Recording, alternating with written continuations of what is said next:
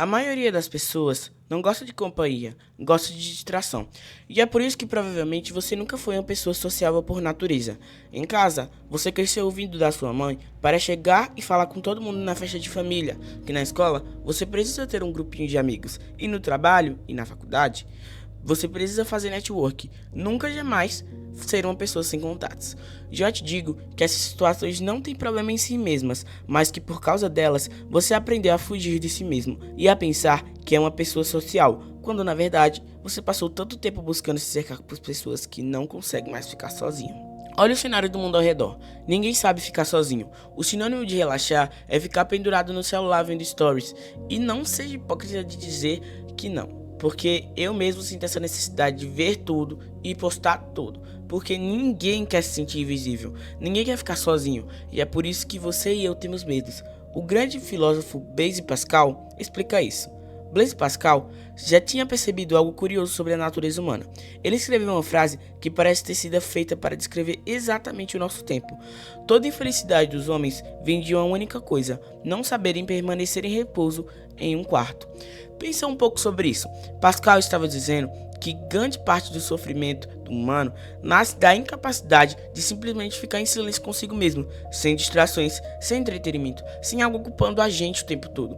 Por isso, segundo ele, as pessoas vivem procurando o que ele chama de divertimento, distrações, conversas, jogos, festas, ocupações, qualquer coisa que impeça o silêncio de aparecer.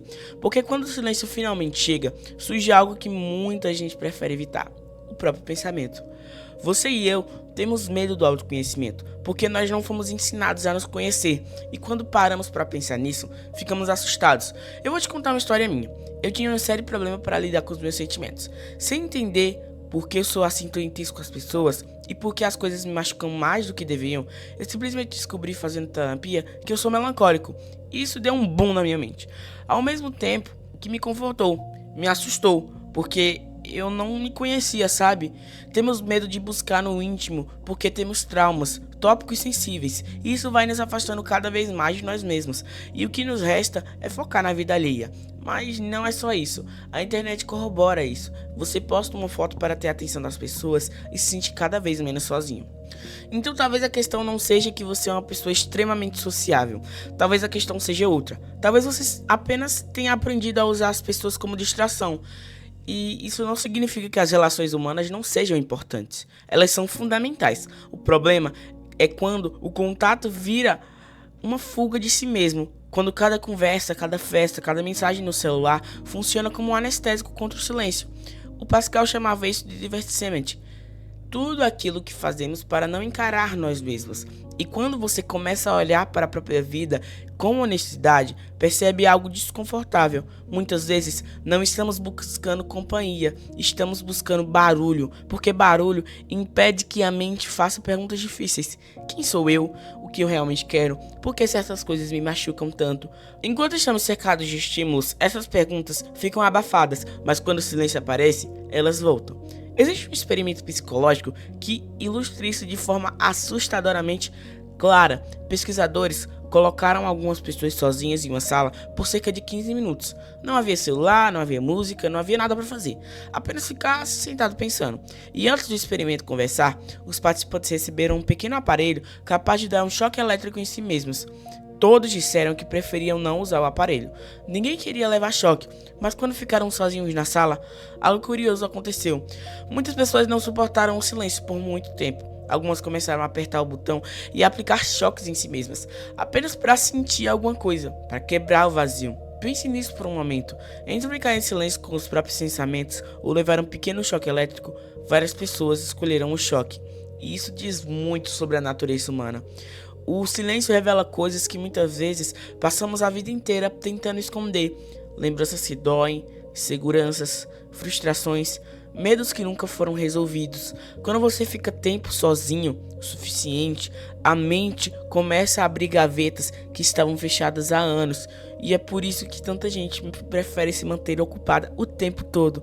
Não porque são extremamente sociais, mas porque estão tentando evitar esse encontro consigo mesmas. Schopenhauer dizia algo muito parecido: quem não suporta a própria companhia vive procurando a companhia de qualquer pessoa, não por amor, não por amizade, mas por necessidade de distração.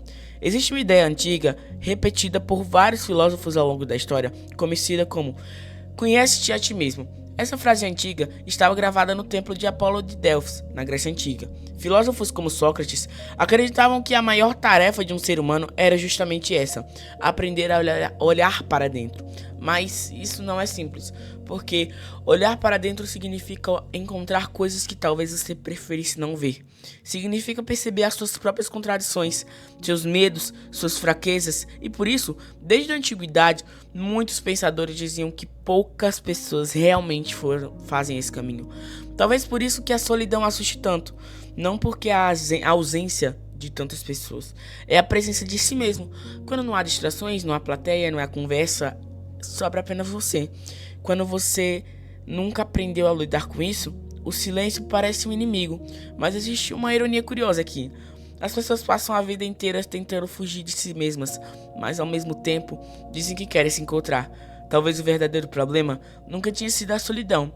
Talvez o problema tenha sido que muitos de nós nunca aprendemos a ficar em paz com quem nós somos quando ninguém tá olhando.